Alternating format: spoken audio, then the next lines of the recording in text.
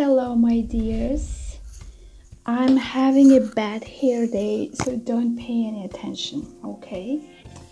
Қайырлы кеш, құрметті менің оқырмандарым. I'm having a bad hair day. Бүгін менің шашым жаман болып тұрған күн. Please don't pay any attention. Шашыма ешқандай мән бермеңіздер. Сонымен біз бүгін 67-ші сабағымызды бастаймыз. 67-ші сабағымызды. Бүгін менің сіздерге айтқым келгені fruit idioms, яғни жеміс жидектерден тұратын тұрақты сөз тіркестері.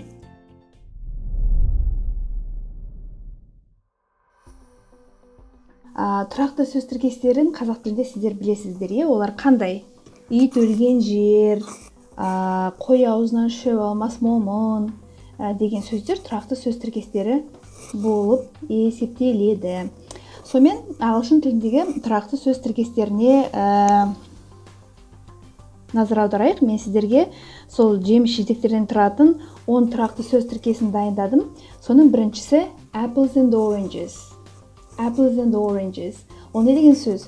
Ол дегеніміз бір-біріне ұқсамайтын заттар деген сөз. Бір-біріне ұқсамайтын заттарды біз apples and oranges дейміз. Мысалы үшін, these two projects are apples and oranges. Мына екі жоба бір-біріне ұқсамайды.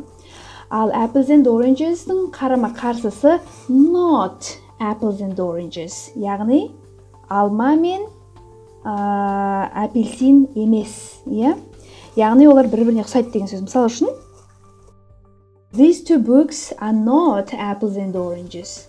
Бұл екі кітап бір-біріне ұқсайды деген сөз.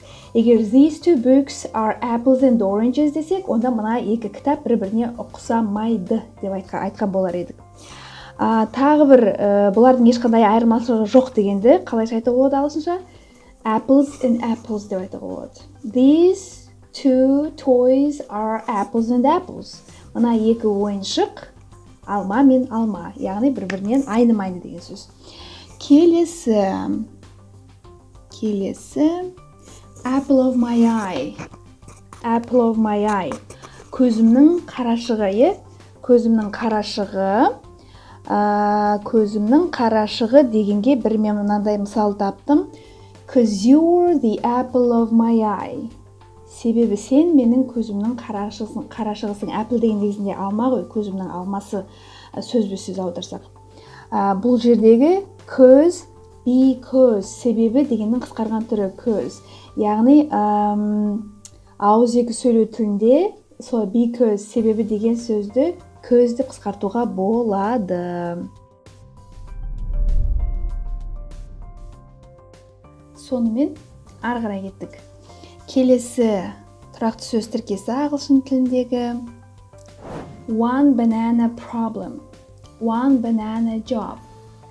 Бір банандық мәселе, бір банандық жұмыс. Яғни маймылға бір банан беріп істететін нәрсе дегеннен шыққан екен этимологиясы.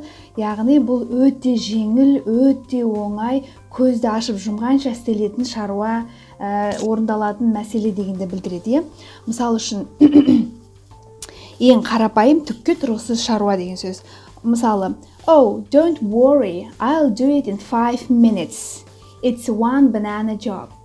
Еш уайымдама, мен бұны 5 минут ішінде істеп тастаймын. Бұл бір банандық жұмыс. Түкке тұрмайтын жұмыс яғни.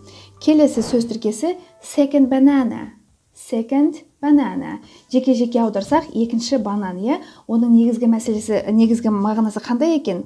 Яғни, екінші рөл атқаратын, барып кел, шауып кел деген ұсақ-түйек жұмыстармен айналысатын адамды айтамыз екен. Мысалы, I'm tired of being a second banana in this company.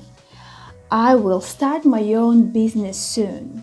Яғни, мен бұл компанияда барып кел, шауып келдің адамы болғаннан шаршадым.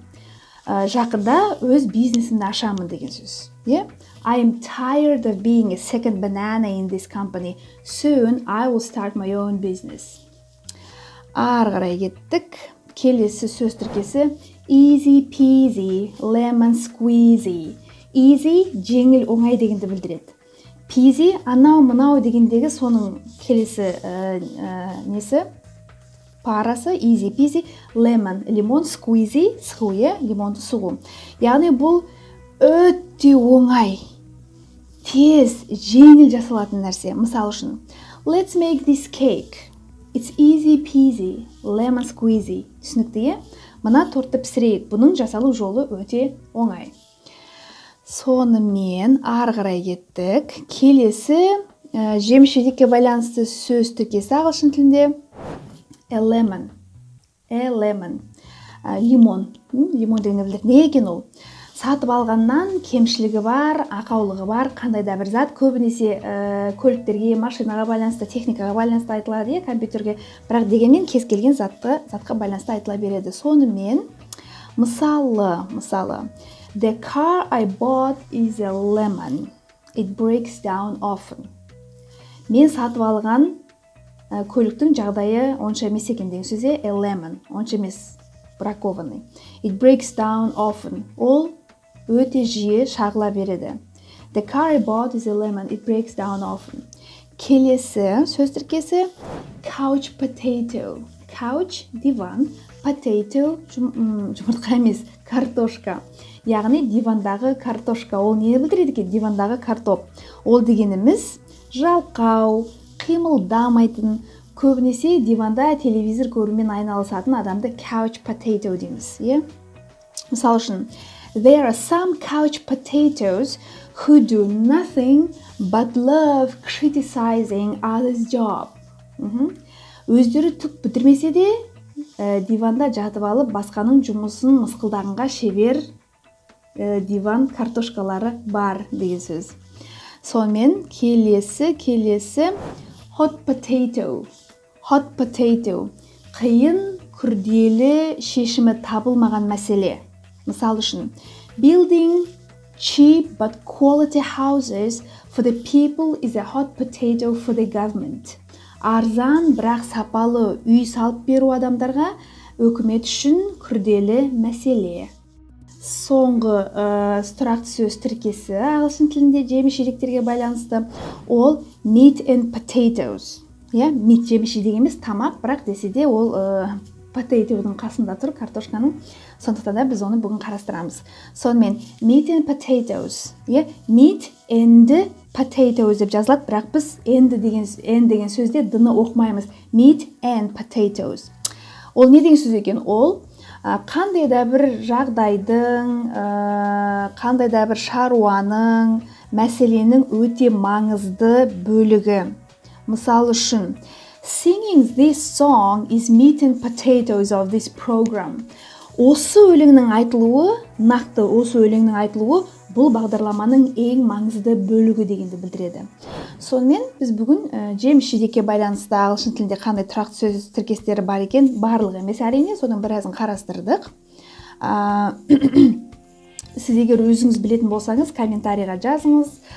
Егер де ұнап жатса осы сабақ, лайк басыңыз, туған-туысқандарыңызға, достарыңызға жарнама жасай жүріңіз. Сөйлем құрап үйренгіңіз келсе, осы ағылшын тіліндегі тұрақты сөз тіркестерімен сөйлем құрап пікірлерге жазыңыз. Мен тексеріп сіздерге айтамын, дұрыс па, дұрыс емес пе екенін. Тағы бір алдын ала хабарландыру жасап қояйын. Мен бұйырса 2019-ның басында ағылшын тілін 0-ден бастап үйрететін курс ашпақшымын онлайн, WhatsApp-тан. Прямо ABC-ден, әліпбиден бастап үйретемін бір ай ішінде. Сондықтан да, егер де сол сабаққа қатысам десеңіздер онлайн, немесе үйренгісі келіп жүрген туған-туысқандарыңыз, таныстарыңыз, әріптестеріңіз, жолдастарыңыз болса жарнама жасай жүріңіздер. Уақыт аяғында мен әлі де толығырақ ақпарат беремін ол туралы. Бір ай ішінде сіз оқып, санап, үйренетін боласыз. Сіздің произношениеңіз дейді ғой, әріптердің, сөздердің айтылу жолдарын мен жақсылап қойып беремін.